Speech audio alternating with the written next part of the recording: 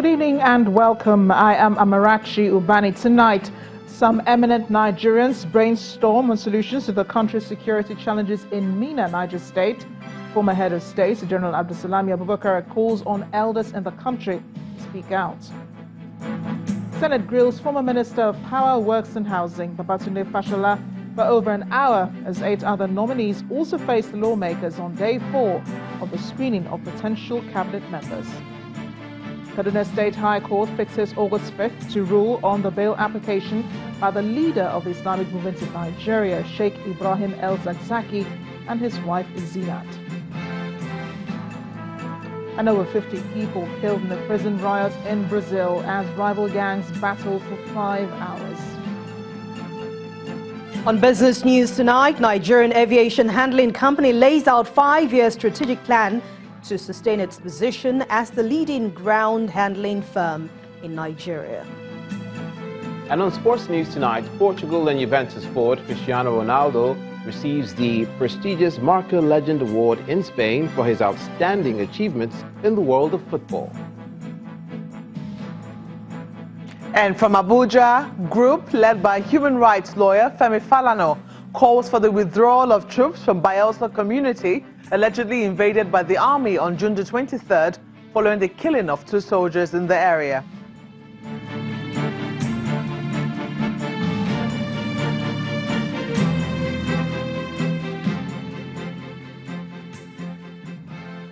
Issues of security, kidnapping, banditry, ethnic and tribal disagreements are major concerns to Nigeria's current and past leaders, and they're not folding their hands as they continue to seek lasting solution to the challenges. Today, some leaders of thought and elder statesmen began a roundtable session in Minna, Niger State, to discuss some of these issues which they believe are affecting Nigeria's unity and political stability. The 2-day session is organized by the Abdulsalami Institute for Peace and Sustainable Development Studies, with the former military head of state, General Abdulsalami Abubakar, being the chief host. Our correspondent, Emperor Simon, reports.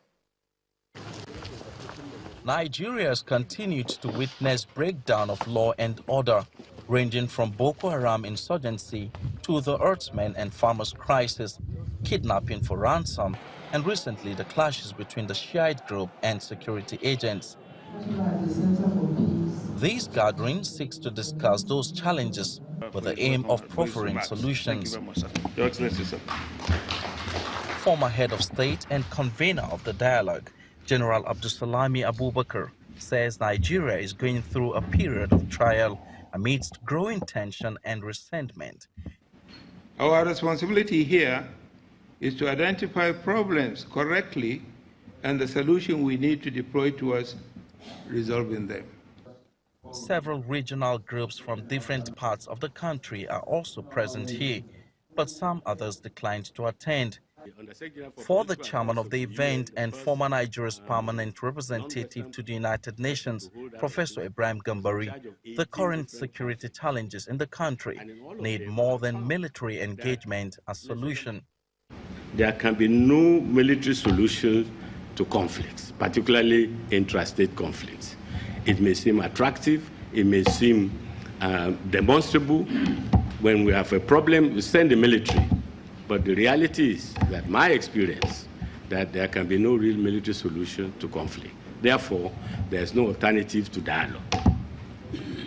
And dialogue should not be seen as the soft option. In fact, it's a tough option because you don't negotiate with your friends. You negotiate with those with whom you have sometimes profound differences. General Abdulsalami Abubakar regrets that the voices of reason in the country are becoming silent. As you are all aware, in the last 3-4 weeks, there is tension, there is anger in the country, where everybody is just talking.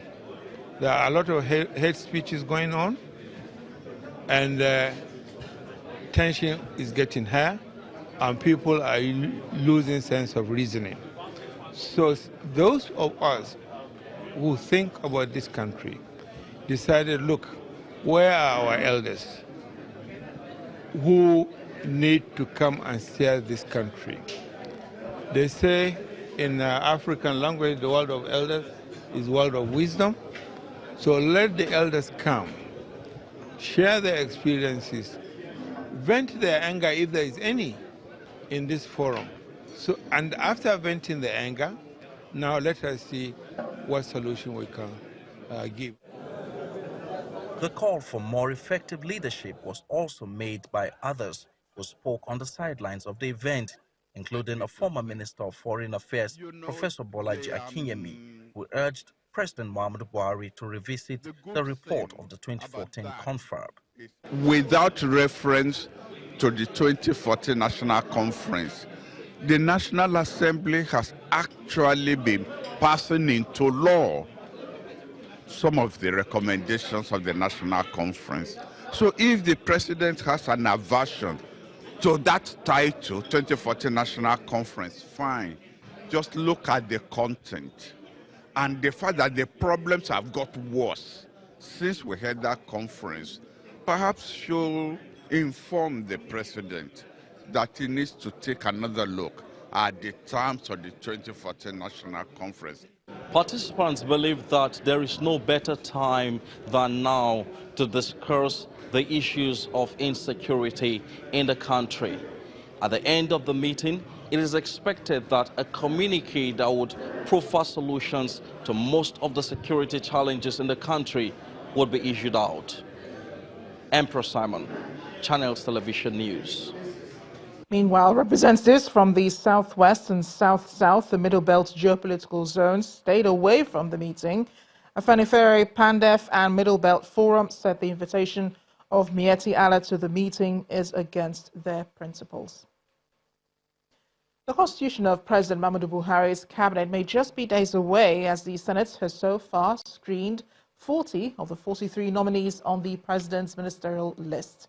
After a rigorous back-to-back session last week, the Senate continued the screening process today with 9 more nominees questioned and subsequently got a yes vote from the senators. First to appear is the former governor of Lagos State and immediate past Minister of Works, Power and Housing, Mr. Babatunde Fashola, who spent well over an hour answering questions from the lawmakers. Mr. Fashola clarified issues relating to privatization of power in Nigeria and the challenges of electricity in the country. Because at this, in the power sector, for instance, we set out to achieve initially incremental power with a midterm goal of steady power and ultimately uninterrupted power. We focus essentially on completing what we inherited, and this led us, for example, to recovering 720 containers belonging to the Federal Republic of Nigeria containing transmission equipment that had been left at the Nigerian port for almost a decade. Those equipment ultimately found their way to over 100 substations across the country, and we have completed some of them by the time I left office. And I remember some notable ones like in Sokoto, in Mayobelwa, in Ikurudu, in Ikotekpene, in Katankpe, in Akpo, to mention a few. I also remember that whilst we were managing the grid, we changed Nigeria's conversation from on-grid power alone to off-grid power. And for the first time, as far as I can recollect, Nigerians are now talking about and benefiting from off-grid power. A few examples are markets like Ari, Sura, markets in Ibadan, markets in Ondo, and by the time I left the ministry, we had set out a clear roadmap for 350 markets as a full implementation initiative for this term.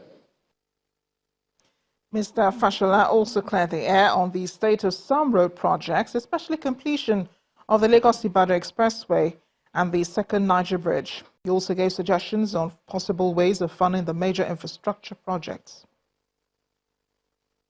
Most especially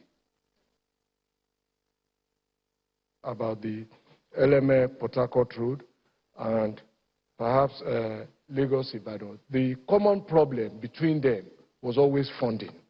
At the time until tomorrow, I don't think Nigeria will ever run out of naira. I think just to emphasize that there is still hope that those projects will be done, but perhaps the business model may have to be looked at again. Because as I said, if you have authorized government to get out of power, why should government be the one buying the power? And that's a business model that I think we need to look at again. Just to say again for Lagos-Ibadan and to PPPs, all of us are living witnesses to the fact that when a PPP was signed for that project in 2006 or 2007, nothing really happened on that road until 2012, when the previous administration cancelled it. So that's the kind of delays you can have. So there was 5 years of no activity, really, of visible activity. When it was cancelled, then it became a court case. And the same is true of the second Niger Bridge. By the time I took office, the people who were supposed to be the concessionaires said they couldn't continue, that the economic variables had changed. The agreement they were looking at was 165 naira to $1, and that as 300 and something, it was no longer economically viable.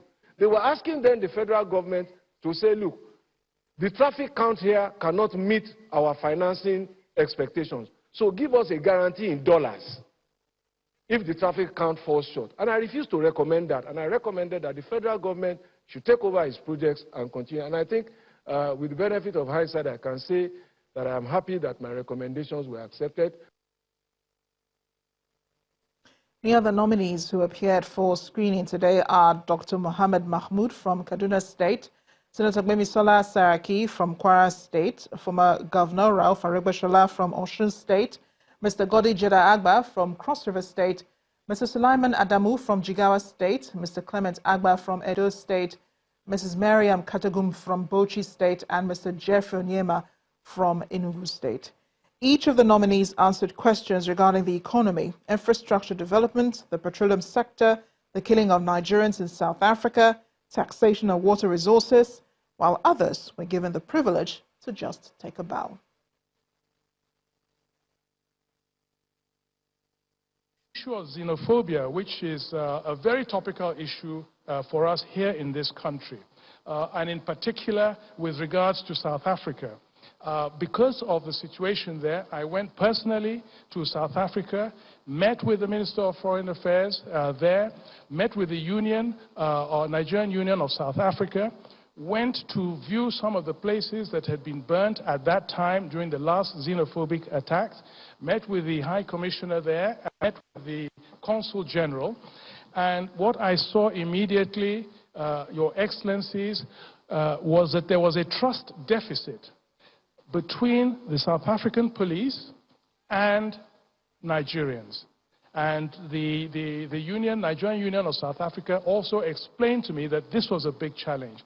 So in the meeting that we had, the Ministry of Foreign Affairs with the head of the police and their Minister of Interior, I proposed to them that we have an early warning mechanism that we should set up, and that this would essentially be a confidence building. The idea is to build confidence and to ensure that the Nigerians in South Africa can talk directly with the highest levels of government in South Africa, including the police, to build confidence and to start to address this issue.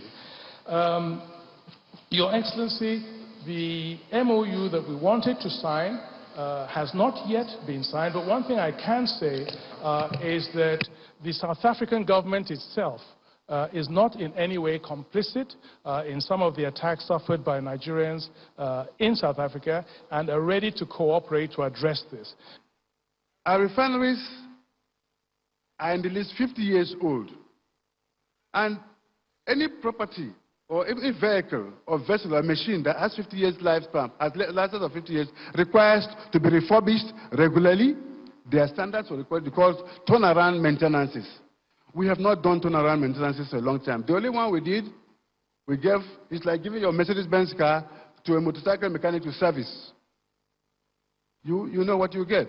That's what we did only once. So the refineries require that we do turnaround and maintenance every 2 years. If you don't do that, you're not going to have maximum product from your refineries. So our refineries are old and indeed obsolete. However, refineries in India and Brazil are 70 years old. They last 70 years because they are periodically maintained. We have refused to maintain ours, so we are in that predicament. The truth is, Nigeria is a federation, and I'm a federalist. You see, there is a limit to what we can do on taxation in the federation. Let's be clear on that. However, I understand where you're coming from, and I agree with you, but we differ slightly. I wouldn't have loved to go into this because it's going to be controversial. We have left the rich men in Nigeria without discharging their responsibilities to the citizens, particularly on taxation. In part two, after the break, INEC declines to call witnesses in the petition by the PDP and its presidential candidate Atiku Abubakar challenging the election of President Muhammadu Buhari. Stay with us.